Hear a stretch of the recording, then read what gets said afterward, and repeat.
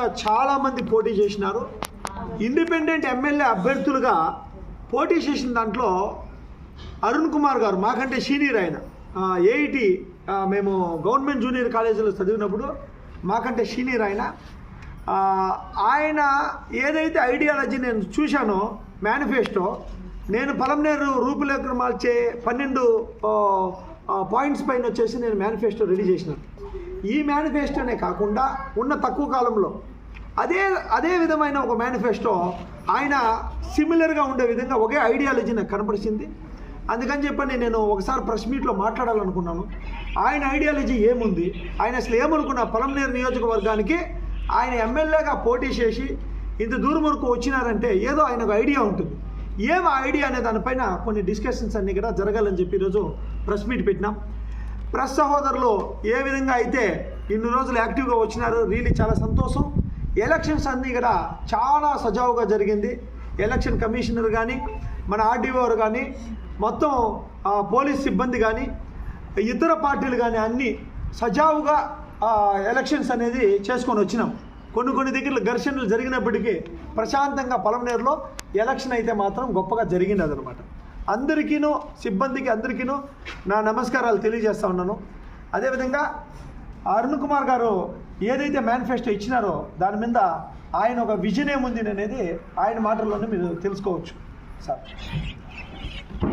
అందరికీ నమస్కారం. ఇక్కడ ఇచ్చేసిన ప్రెస్ సోదరులకు అందరికీ, అదేవిధంగా శివశంకర్ గారికి, ఇక్కడ ఇచ్చేసిన మా అక్క చెల్లెమ్మలందరికీ నా యొక్క నమస్కారాలు.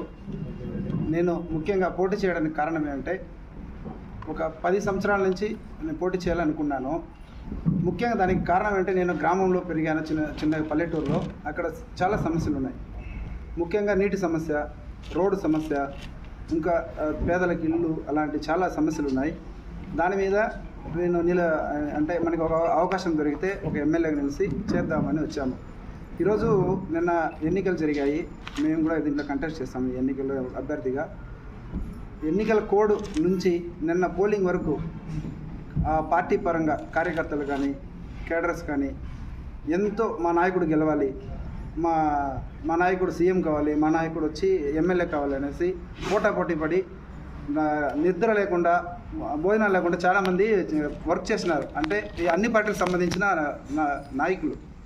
అదేవిధంగా మీ గ్రామాల అభివృద్ధి కోసం దానికంటే ఎక్కువ మీరు మీ నాయకులని గెలిచిన తర్వాత ఎవరైనా కావచ్చు, శివశంకర్ గారు గెలవచ్చు, లేదంటే వేరే నాయకుడు గెలవచ్చు, ఎవరు గెలిచినా మీ ఇప్పుడున్న మీ ఈ పోటీతత్వం ఓట్లు వేయించుకోవడానికి ఉన్న పోటీతత్వాన్ని మీ ఊరి గ్రామాలకి అభివృద్ధి కోసం కానీ, మీ పట్టణ అభివృద్ధి కోసం కానీ దీనికంటే ఎక్కువ పోరాడితే మన నియోజకవర్గం ఎక్కడో వెళ్ళిపోతుంది అభివృద్ధికి. ఈరోజు చూస్తే నేను వెళ్తూ ఉంటే అన్ని గ్రామాలకు వెళ్ళాను. ఒక ప్రెగ్నెంట్ లేడీ ఒక ఈది వదిలి ఇంకో ఈదికి నీళ్లు తీసుకోవడానికి వెళ్తుంది బిందెలో. మనకి స్వాతంత్రం వచ్చి ఎన్నో సంవత్సరాలు అవుతుంది. ఈరోజు గ్రామాల తాగునీటి సమస్య చాలా ఉంది. ఆ త్రాగునీటి సమస్య కూడా మన నాయకులు చేయలేకపోతున్నారు. నేను అనేది ఏమంటే, ఈయన మా బ్రదర్ చెప్తూనే ఉన్నాడు, కలిసాం మేము ఫ్రెండ్సే. ఇప్పుడు ఎలక్షన్ కోసం మేము కలవలేదు, ఇది ఒక ఆత్మీయ సమావేశమని వచ్చాము. నేనేమనంటే, వాటర్కి ప్రతి మండల కేంద్రంలో ఇప్పుడు ఒక ఎమర్జెన్సీ, హెల్త్ ఎమర్జెన్సీకి ఒక ఇది ఉంటుంది, అంబులెన్స్కి ఫోన్ చేస్తాం. అలాగా ఒక వాటర్ ఇష్యూ, ఈయన కూడా చాలా చోట్లకి వెళ్తే వాటర్ ఇష్యూస్ ఉంది. అక్క చెల్లెమ్మలు నీళ్లు లేకుండా బాధపడుతున్నారు, బిందెలు తీసుకొని ఊళ్ళో వస్తున్నారు. ఆ వాటర్కి ఒక హెల్ప్ లైన్ నెంబర్ ఎందుకు పెట్టకూడదు? ప్రతి మండలంలో ఒక హెల్ప్ లైన్ నెంబర్ పెట్టాలి. వాటర్ సమస్య అయితే విత్ ఇన్ 1 or 2 daysలో. ఈరోజు మా ఊరిలో వాటర్ లేదు, 2 days అవుతుంది.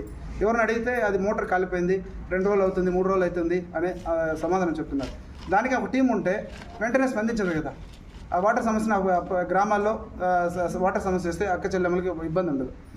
ఇలాంటి చాలా ఉన్నాయి. నాకు చేయాలని వచ్చాను. ఎవరికొకరికి భగవంతుడు అవకాశం ఇస్తారు, వాళ్ళు తప్పకుండా ఇలా చేయాలి. వాళ్ళకి మేము సహకరిస్తాము. అందరూ చేసుకోవాలి. ఎందుకంటే ఇక్కడ ఉన్న అందరూ లోకల్ వాళ్ళే, నాన్ లోకల్ ఎవరు లేదు. మన ఊరు, మన పట్టణం, మన నియోజకవర్గం అభివృద్ధి చేయాలని ప్రతి ఒక్కరు దాటుతూ వచ్చాను. ఈవెన్ ఈయన కూడా, మన శివశంకర్ గారు కూడా. ఎవరికి అవకాశం దొరికినా వాళ్ళు తప్పకుండా దాన్ని యూటిలైజ్ చేసుకొని మా అక్క చెల్లెమ్మలు కానీ అందరికీ అన్ని విధాలుగా హెల్ప్ చేయాలి. ఒక హాస్పిటల్ పరంగా కానీ అన్ని పరంగా రావాలనేసి నేను ఒక మేనిఫెస్టో తయారు చేసుకున్నాను. దాని గురించి మాట్లాడదాం. తప్పకుండా సార్.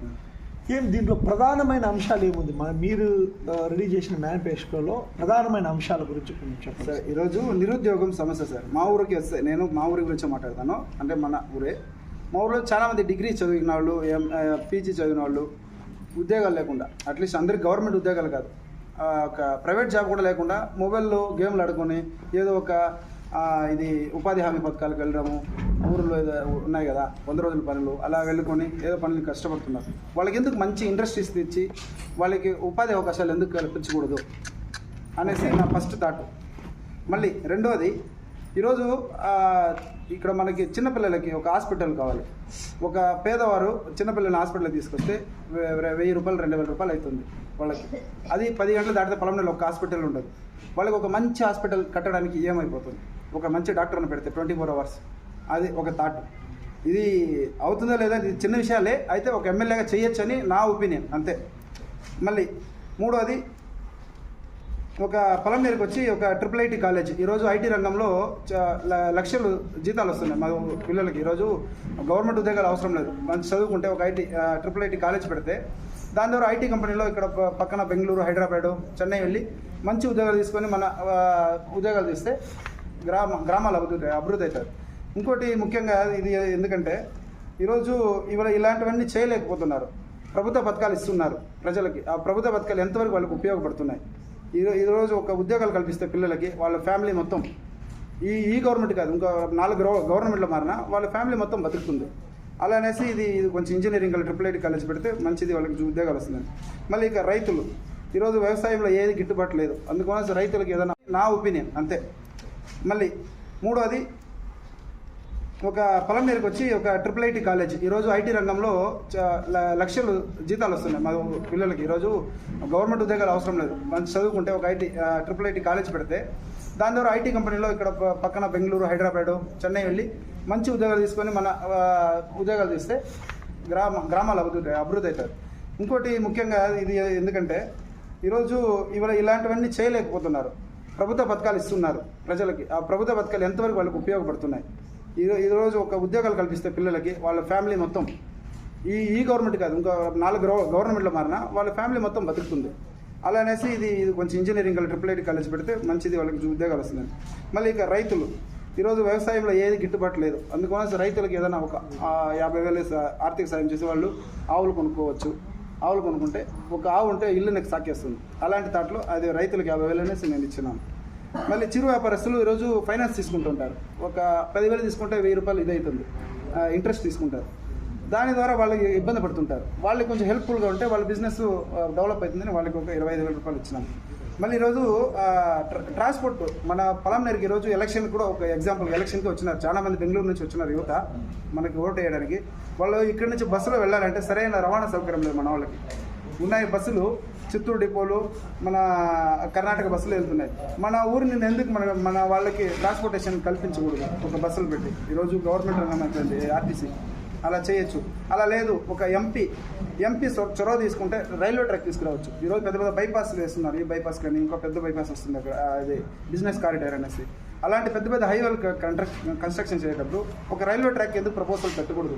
మన ఎంపీ గారు ఎవరైనా కానీ, ఎంపీ గారు సెంట్రల్ గవర్నమెంట్తో చొరవ తీసుకొని చేయొచ్చు, ఎందుకు చేయకూడదు అనేసి ఆ తాటుకు వచ్చినాం. అదొకటి. మళ్ళీ ఈరోజు కిడ్నీ, హృదయ సంబంధిత వ్యాధుల్లో చాలామంది బాధపడుతున్నారు. ఈరోజు పేదవాళ్ళకి ఒక డయాలసిస్ చేసుకోవాలంటే చాలా వాళ్ళు ఆస్తులు అమ్ముకోవాల్సి వస్తుంది. వాళ్ళకి ఒక మంచి డయాలసిస్ సెంటర్ పెట్టచ్చు పొలంనేరు.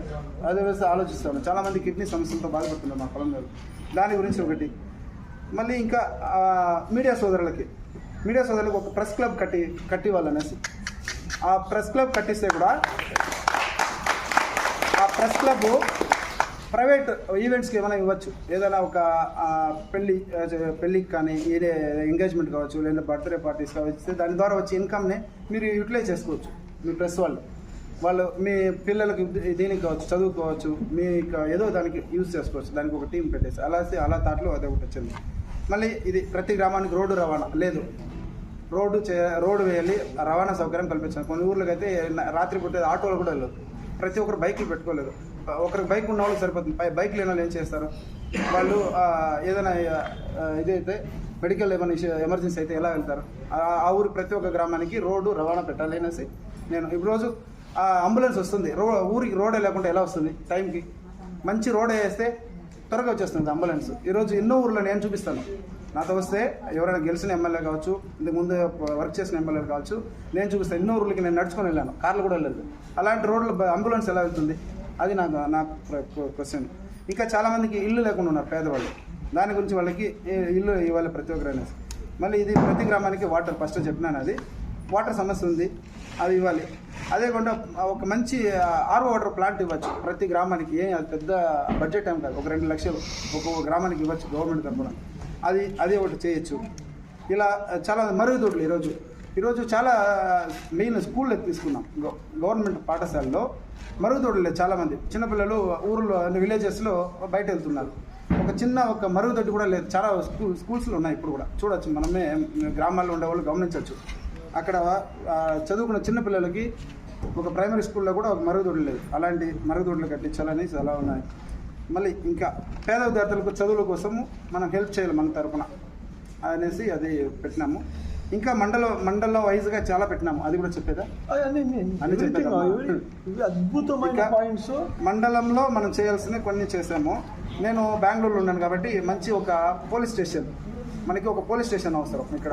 అంటే పాతది ఉంది, ఒక అధునూతన పోలీస్ స్టేషన్ కట్టాలండి మోడర్న్గా. అదేవిధంగా మనకి సబ్ జైలు లేదు, అది కూడా ఒకటి చేయొచ్చు. సబ్ జైలుకి పోవాలంటే మనం ఎవరైనా మదనపల్లి పోవాలి, లేదంటే చిత్తూరు వెళ్తున్నారు, అలాంటి ఒక సబ్ జైలు మళ్ళీ ఏర్పాటు చేయొచ్చు పొలంనేరులో. ఇక రిజిస్టర్ ఆఫీస్ ఒకటి కొత్తదిగా చేయొచ్చు. అలాంటి విద్యార్థుల సౌకర్యం కోసం నవోదయ పాఠశాల, అది సెంట్రల్ గవర్నమెంట్ నుంచి నవోదయ పాఠశాల, సెంట్రల్ గవర్నమెంట్ నుంచి అది ఒక నవోదయ పాఠశాల ఇస్తే మంచి ఎడ్యుకేషన్ వస్తుంది మన పిల్లలకి. మళ్ళీ వీకోట మండలంలో అక్కడ సబ్ రిజిస్టర్ ఆఫీస్ లేదు. రిజిస్టర్ చేయాలంటే అక్కడి నుంచి మనం పొలంనేరుకి రావాలి. వాళ్ళు ఆ మండలం కోసం ఒక సబ్ రిజిస్టర్ ఆఫీస్ అక్కడ ఏర్పాటు చేయాలని అనుకున్నాం. అక్కడ ఒకటి బైపాస్ రోడ్డు, మనం ట్రాఫిక్ ఎక్కువైతుంది మన వీకోటలో. ఇక్కడి నుంచి కుప్పం రోడ్ వెళ్ళాలంటే అది ఇక్కడ తూర్పు సైడ్ ఒక బైపాస్ రోడ్ వేయాలి అనేసి ఒక ప్రపోజల్ ఆ మండలం. రెండు అక్కడ ఇష్యూస్ ఉన్నాయి నాకు తెలిసినంత వరకు.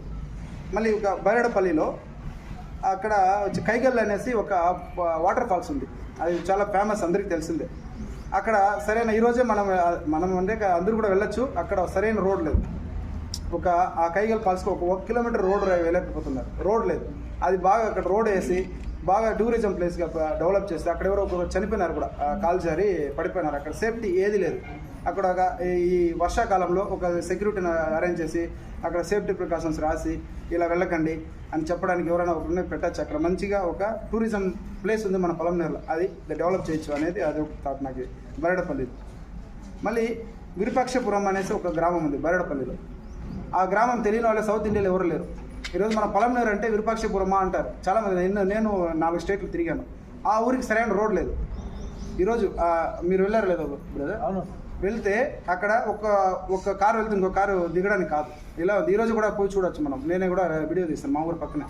అలాంటి ఊరికి రోడ్ లేదు. మన పొలంనేరుకి గుర్తింపు వచ్చేది విరూపాక్షపురమే, చాలామంది తెలుసు. ఆ ఊరికి రోడ్ లేదు. ఇది నా థాట్.